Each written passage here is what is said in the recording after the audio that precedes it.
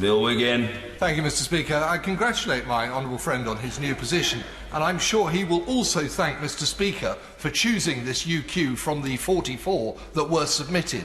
Can he tell the House how long ago this took place and how long we've had a Labour Mayor of London who could have investigated this before? I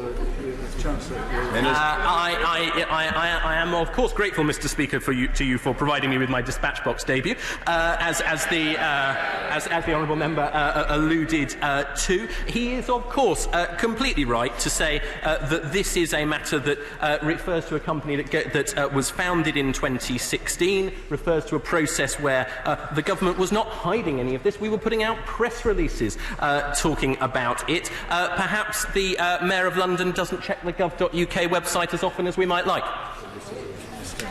Vera Hobhouse. 47,000 of the 100,000 grant money has now been awarded to Hacker House. Will the remaining 53,000 be withheld until a review has been concluded? As with all processes like this, while the review is ongoing, then that process will be paused. But I would like to make sure that we get on with making sure that the good work done under this fund continues as rapidly as possible. Tulip Sadiq. The Times today revealed that the Prime Minister previously planned to set up a £100 million fund with the owner of Hacker House.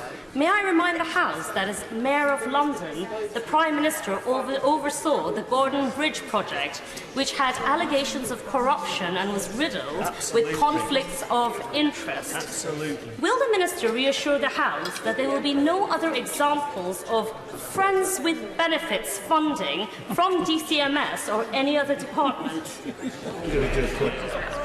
Of course, I speak for DCMS, but as I've said, this is a process that is scrupulously transparent. It is a process that is rigorous and is applied equally to all. She mentioned something about the Garden Bridge. Perhaps she is preempting the Secretary of State for Transport, who will be here shortly. Anna Turley. Thank you very much, Mr. Speaker. The Minister has said that this whole process has been rigorous, open and transparent, and he's rightly putting the bid accessible to all MPs to see in the library. But surely, if he's completely confident there's been no issues with this process and he does believe in it being open and transparent, why can't he put all correspondence relating to this bid in the library so that we can see it instead of hiding behind his own governmental review? Show us the evidence.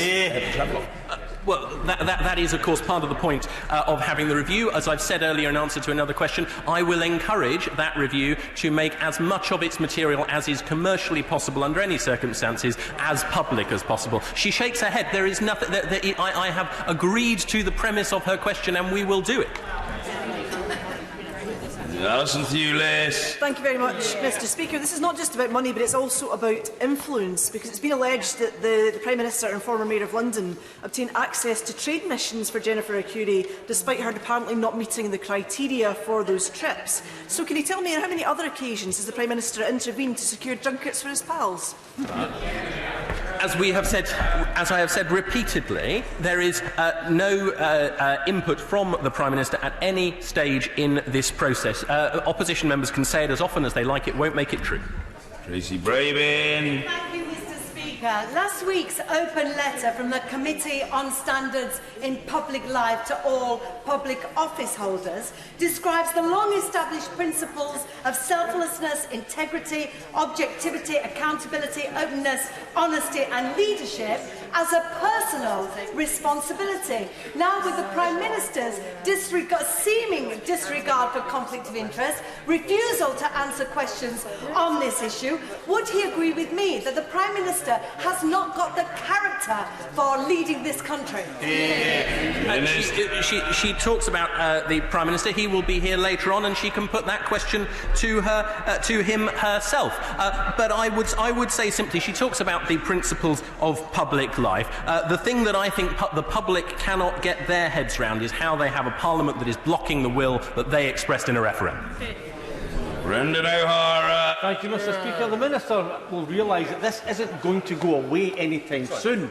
So doesn't he agree that only a full independent inquiry will be able to remove the stench of sleaze and scandal that is currently engulfing the Prime Minister, and that any inquiry has to investigate the circumstances of this use of public funds to check that it was legal, appropriate, there was no conflict of interest, and at no time did the now Prime Minister abuse his position or misuse public funds? If that doesn't happen, then the stench of sleaze and scandal which currently engulfs him will linger long.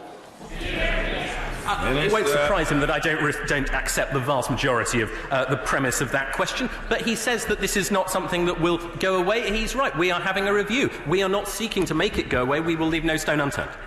Mahadi. Thank you, Mr. Speaker. The Minister has given assurances that no member of the House of Commons was involved in lobbying for Hacker House. But can he give the same reassurances about the House of Lords? As I've said, we are having a review. I have no indication whatsoever before me that there is a positive answer to her question. But of course, we are having a review, and we will make sure that that is covered. Jamie Stone. Mr. Speaker, there are great numbers of people out there who are trying to get start-up businesses off the ground, and to these people a grant would be hugely welcome. Can the Secretary of State at least see that the impression, and I use my words carefully, the impression of money being doshed out to mates is corrosive to public confidence in the grant system, and that in turn is damaging to the reputation of any government? Minister. I agree that that impression is in part why we are having the review. But I would also say, very gently to the honourable gentleman, one of the things that is corrosive to public confidence in that process is people repeatedly making allegations when we haven't had that review and we have not yet had any proof.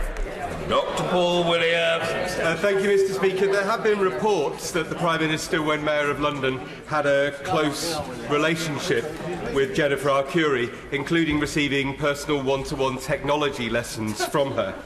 Can he give us assurances that even if no representations were made directly by the Prime Minister, that no representations were made on behalf of the now Prime Minister?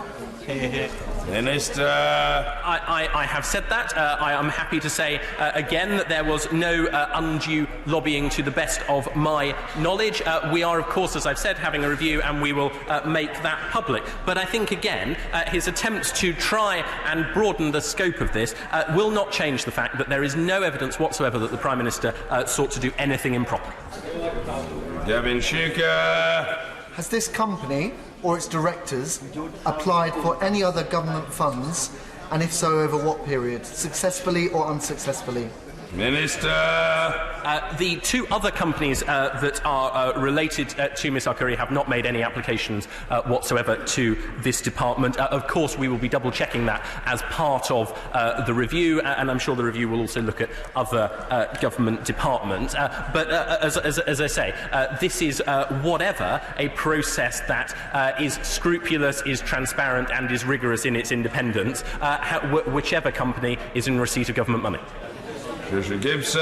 Thank you, Mr. Speaker. I'm sorry that the Minister is rattled, as evidenced by his dismissing questions over the Prime Minister's possible conflict of interest when he was London Mayor as, and I quote, tittle-tattle, which is contemptible and sadly shows, as did yesterday's court case, the staggering sense of entitlement at the heart of this government, with a Prime Minister who thinks he can do as he pleases. Will the Minister confirm for the House that he believes this Parliament and the public are perfectly entitled to hold the Prime Minister and his government to account, and any hints or suggestions to the contrary about tittle-tattle only show yet more disrespect for the democratic process? Well, Mr. Speaker, she tells me I'm rattled. I'm enjoying this debut rather more than I'd thought. But nonetheless, it's always a pleasure to answer pre-written questions. I would say simply that she shows me that it's been pre-written. It's very good to see.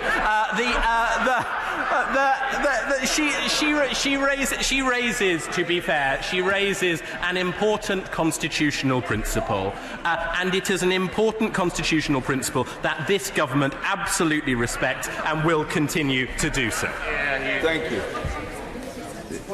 I think the honourable gentleman wants to raise a point of order appertaining to these exchanges. Very well. Point of order, Tom Watson. Mr. Speaker, earlier in our exchanges, the Minister suggested that I try to register with Hacker House.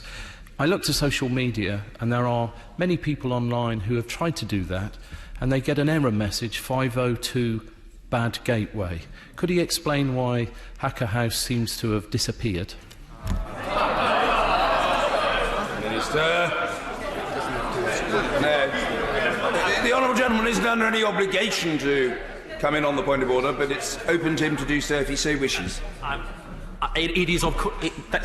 Thank you, Mr. Speaker. It is, of course, a part of this department's processes that we will make sure the services that we procure are properly delivered. We're very happy to have a look at that, and we will continue to do so. There you go. Thank you. Order. Statement. The Secretary of State for Transport, Secretary Grant Shapps. Thank you, Mr. Speaker. With your permission, I'd like to make a statement about the steps the government's been taking to support those affected by the collapse of Thomas Cook, in particular for the 150,000 passengers left abroad without a flight back, and also the 9,000 people here who've lost their jobs in the UK. Mr. Speaker, this is a very sad situation, with all parties considered options to avoid how this company could be not put into administration. Ultimately, however, Thomas Cook and its directors took the decision themselves to place this company into insolvency proceedings, and it ceased trading at 2 a.m. on Monday, the 23rd of September. And I recognise this is a very distressing situation for all those involved. I'd like to assure